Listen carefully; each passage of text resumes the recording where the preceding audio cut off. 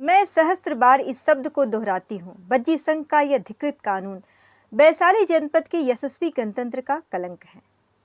ये वाक्य अम्रपाली, जिसे हम सभी आम्रपाली के नाम से जानते हैं, उसकी असह्य वेदना की चित्कार है। वह चीख चीख कर यह बतलाना चाहती है कि उसके साथ जो भी हो रहा है बहुत गलत है, अन्याय है। यह केवल उसका ही अपमान नहीं है, बल्कि समस्त स्त्री जाति का अपमान है। लेकिन उसकी पीड़ा कोई नहीं समझता, उसकी बात कोई नहीं सुनता। वैशाली के कानून के आगे उसकी पीड़ा दबकर रह जाती है। लेकिन अम्रपाली की ये पीड़ा आग बनकर बहुत कुछ भस्म कर जाती है। अम्रपाली के बारे में आप यदि जानना चाहते हैं कि उसकी कहानी क्या है या उस समय की सामाजिक राजनीतिक परिस्थिति को जानना चाहते हैं, तो उसमें यह किताब हमारी काफ़ी सहायता करती है। इसका नाम है वैशाली की नगरवधू। अब इस किताब में ऐसी क्या खास बात है, ये जानने के लिए शुरू करते हैं आज का वीडियो। नमस्कार, मैं अनामिका, आप देख रहे हैं यूट्यूब चैनल संसार हिंदी साहित्य का। इस चैनल में आपको हर तरह की हिंदी किताबों की जानकारी मिलती रहती है, तो बने रहे हमारे साथ।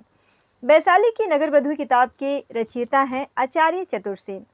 आचार्य चतुरसेन ने इस किताब को बड़े ही फुर्सत में लिखा है। इसके बारे में उन्होंने यहाँ तक कह दिया है कि मैं अपनी सारी रचनाओं को रद्द करता हूँ और वैशाली की नगरवधू को अपनी एकमात्र रचना घोषित करता हूँ।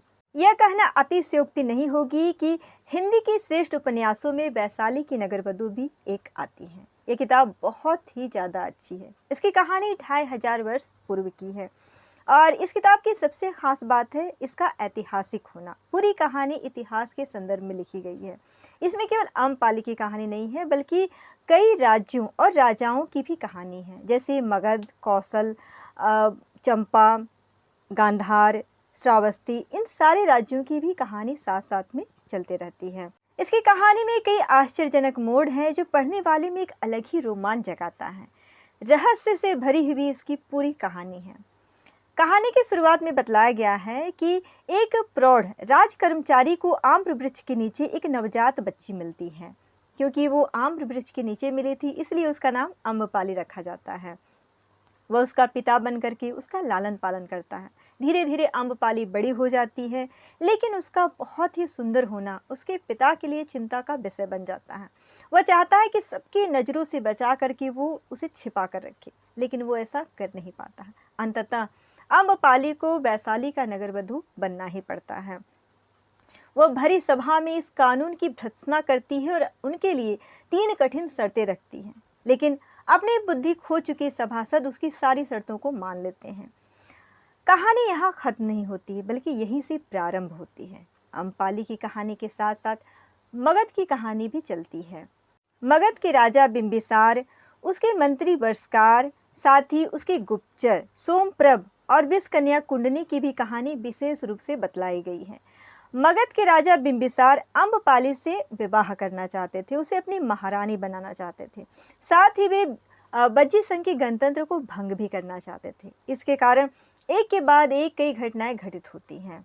सोमप्रभ और विषकन्या कुंडनी जब चंपा के लिए प्रस्थान करते हैं, तो उस क्रम में कई रोचक घटनाएं घटित होती हैं। जब एक कबीले में जाकर के फंस जाते हैं, तो विषकन्या कुंडनी जिस तरह से उन्हें वहाँ से छुड़ाती है, एक दूसरे को बचाती है, जब आप इस घटना को पढ़ेंगे तो ऐसा लगेगा जैसे आप किताब नहीं पढ़ रहे हैं, बल्कि आप कोई फिल्म देख रहे हैं और सब कुछ आपकी आंखों के सामने ही घटित हो रहा है। बहुत ही रोमांचकारी लगता है उस चीज़ को पढ़ना।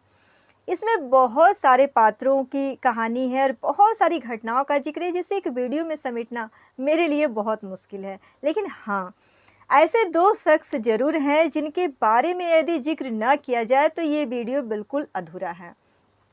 वो हैं गौतम बुद्ध और वर्धमान महावीर, जो हिंसा, भय, लालच के वातावरण में लोगों को अहिंसा, सत्य, प्रेम और त्याग के मार्ग पर चलना सिखा रहे थे। अपने आचरण और विचारों से न केवल आम जन के हृदय में उन्होंने स्थान बनाया, बल्कि कई राजा भी उनके अनुयायी हो गए।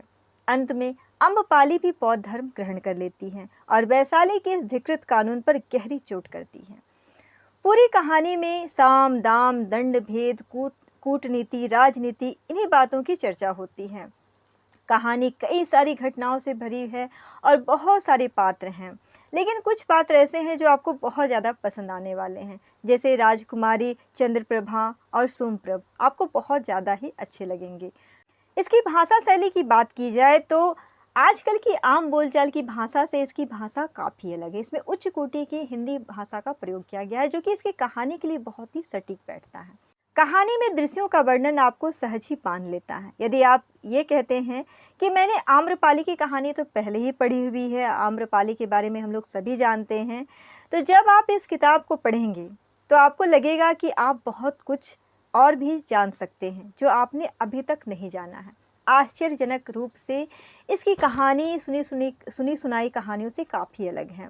सबसे बड़ी बात है कि हम लोग आम्रपाली नाम हमेशा सुने हैं, लेकिन इसमें आम्रपाली का नाम अम्बपाली बतलाया गया है।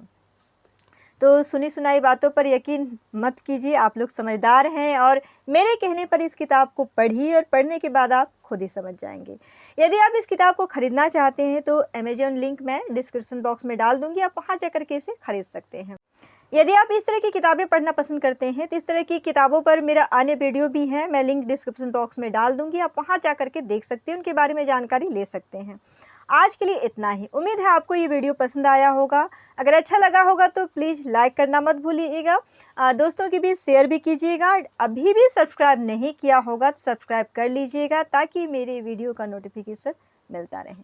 मिलते हैं अगले वीडियो में, तब तक किताबें पढ़ते रहिए, किताबों से जुड़े रहिए। बाय।